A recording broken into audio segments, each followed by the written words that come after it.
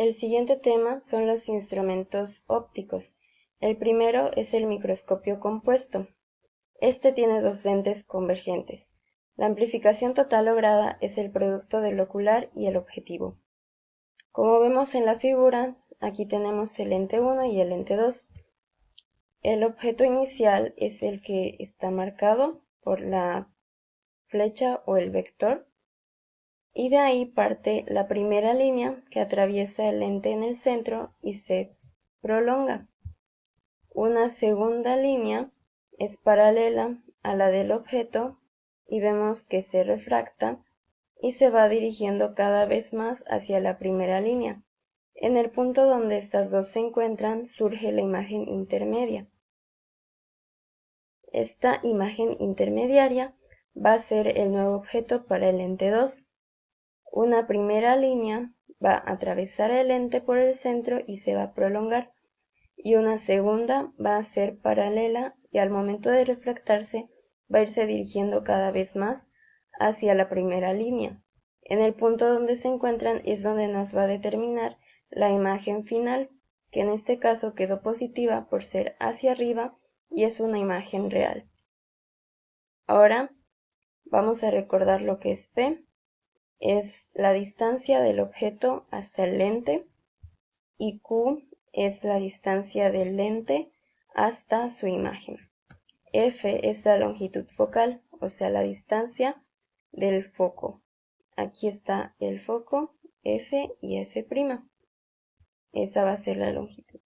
Para el caso del lente 2 es lo mismo, solamente que el objeto no va a ser este inicial, sino el que resultó ser la imagen intermediaria del lente 1.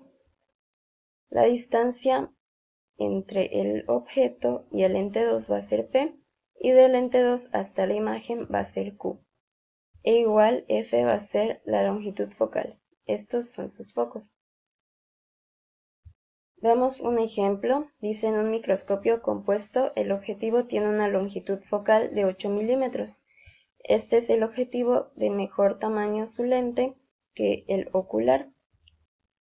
Tiene una longitud focal de 8 milímetros y el ocular tiene una longitud focal de 40 milímetros. La distancia entre estos dos es de 200 milímetros y la imagen final es esta imagen. Aparece a una distancia de 250 milímetros respecto al ocular.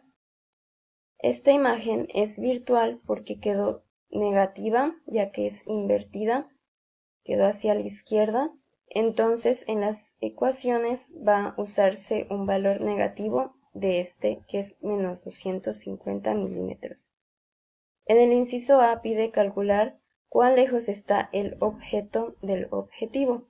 No se puede calcular directamente porque no tenemos la distancia del objetivo hasta la imagen.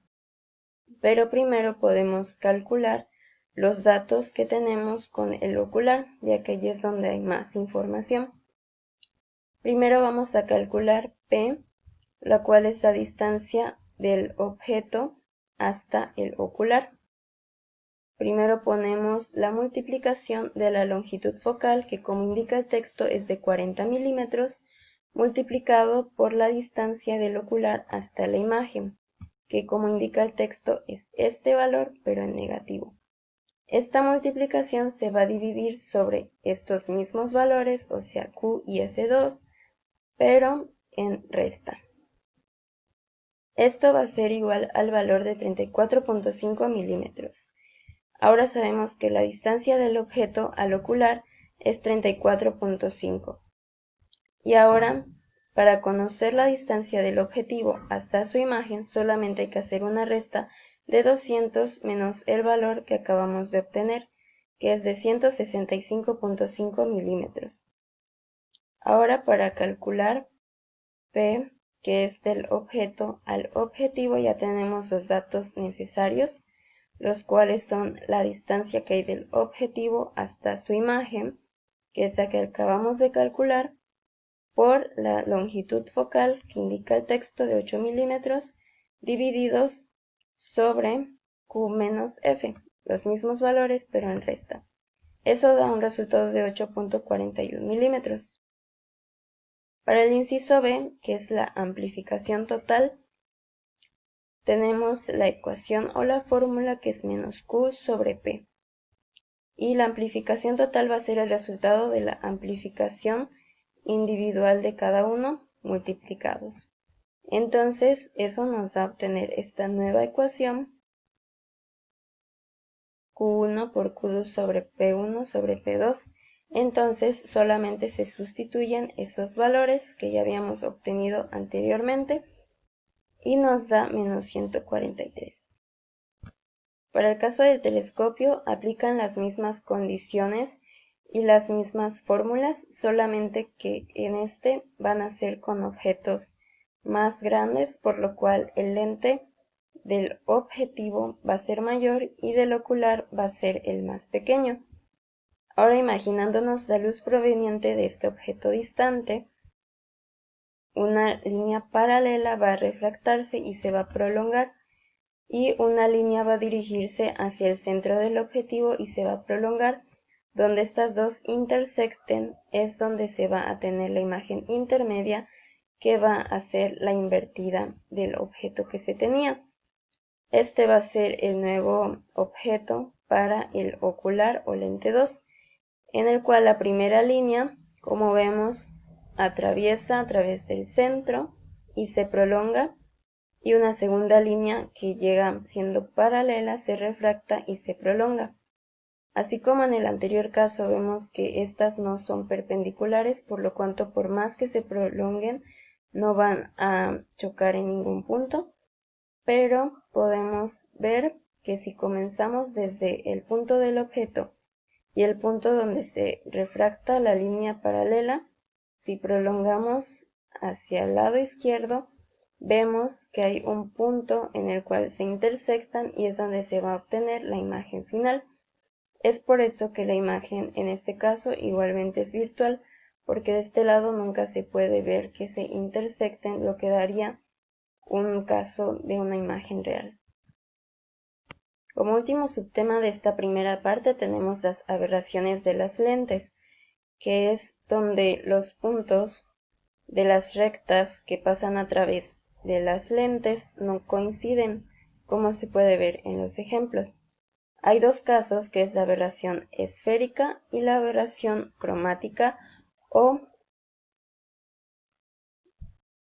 entonces vamos a tener, en el caso de la aberración esférica, vamos a tener las rectas paralelas que al atravesar y refractarse a través del espejo, vemos que las rectas de los extremos tienen un punto más cercano hacia el lente, y cada vez que se dirigen más estas rectas hacia el centro, vemos que se reflejan en una distancia más alejada del lente, por lo cual los puntos no coinciden. Sin embargo, esto se puede solucionar por un diafragma, el cual es un disco opaco centrado en el eje con un orificio central. Para el segundo caso de la aberración cromática tenemos una luz blanca incidente. En los extremos vemos que esta luz blanca se va a dirigir en una luz roja y en una azul. La luz roja queda más distante del lente y la luz azul más cercana, por lo cual los focos son distintos. Sin embargo, esto se puede corregir por una lente acromática, en el cual al insertarse se puede ver que ya coinciden los puntos focales, que son uno en común para todos los rayos de luz. Lo mismo ocurre cuando se coloca el diafragma para el primer caso de aberración esférica.